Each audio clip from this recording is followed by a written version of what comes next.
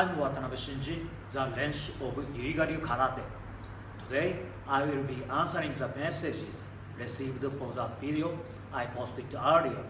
How to do classic Naihanchi for actual fight, part 2, details of each action. So, let's get going. Oath. So, the first message is, what you're saying is contradictory. In part 1, you say that Naihanchi posture unifies the body. But in part 2, you explain that Naihanchi uses the body in separate parts. The fact that you can state such a contradiction without hesitation proves that you do not understand Kata. You say you learned Kata from books and DVDs, but it's ridiculous. Kata is not so easy to learn by itself. I recommend that you learn under a good sensei.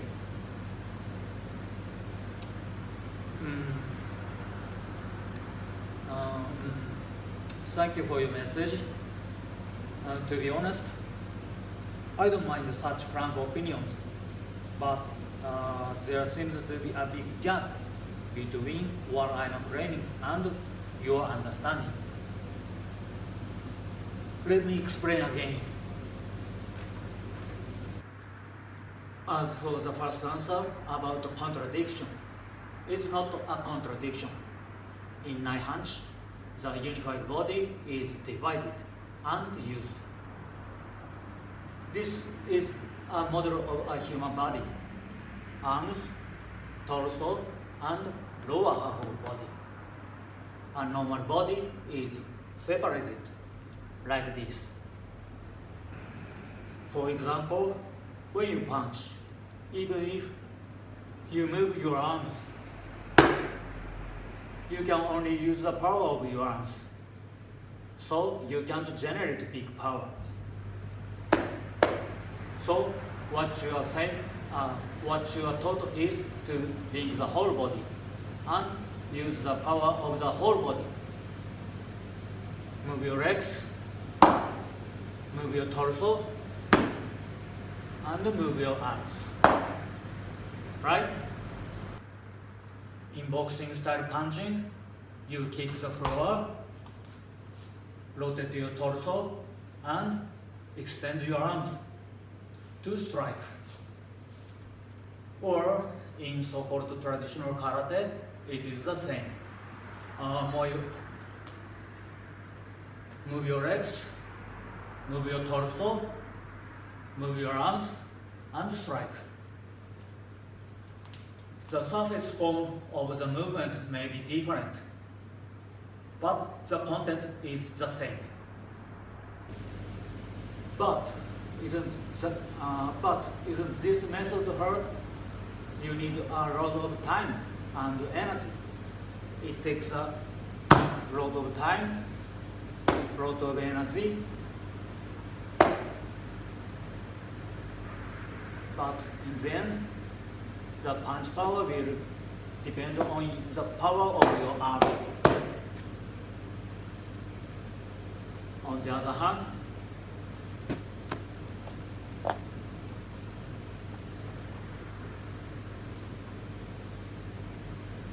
this is Naihanchi's body. This belt is the latissimus dorsi. As I explained there, the latissimus dorsi is the muscle that connects from the base of the arm to the upper part of the buttocks. Use the latissimus dorsi to unify the whole body. So, when you move your arms, your whole body moves with it. See? I'm only moving the arms. Divide the unified body and move only the arms. This takes less time and consumes less energy. And since the whole body collides, it's more powerful. This is the classic Naihanchi method. Tighten the latissimus dorsi to unify the whole body. Then divide the body and move only the arms. Then the whole body moves. Do you understand what I mean? There is no contradiction. One more thing.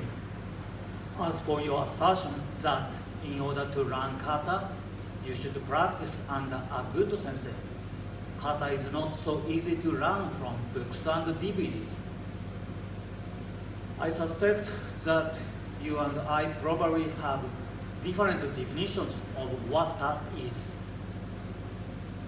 Perhaps you are now practicing kata under a famous and authoritative sensei in a school with a long history and tradition. And I bet you are proud of it.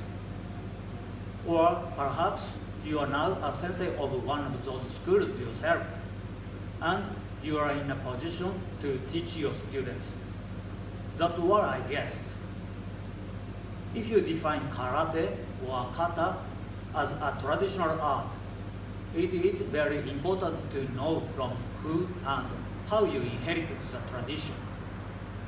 It's difficult to say that you have inherited the tradition just by reading books or watching DVDs, and then practicing it repeatedly by yourself. Yes, I agree with you completely.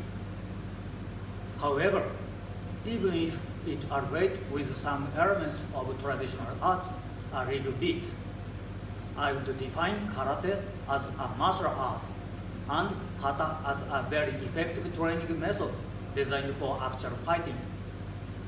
As long as kata is one of the martial arts training methods, I think the question is whether you are getting a result. That is, how strong you have become through kata training, not who you learned it from or how you learned it. Now, you and I are karatekas, but let's replace that with something else. Well, let's say bodybuilders.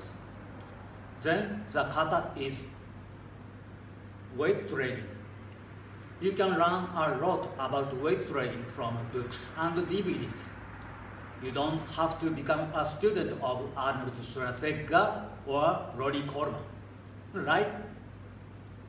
Of course, they have their own in-depth weight training know-how that you can't learn from the many books and DVDs out there. That's why they have become champions above others. If you could become their student and learn their secret training know-how, you would be able to brag about it to your friends. If you say, I learned weight training directly from Arnold, your friends will say, amazing or cool.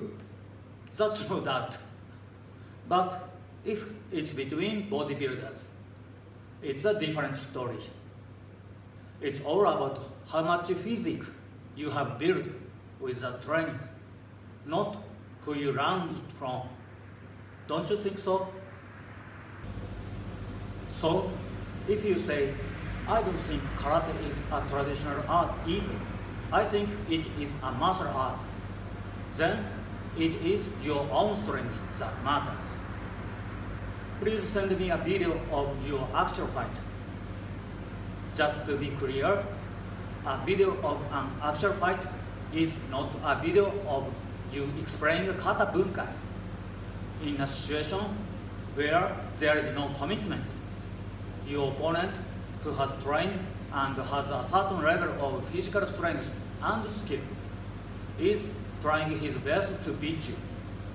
And at the same time, he is trying his best to resist your attacks. I want you to show how well you can handle the situation.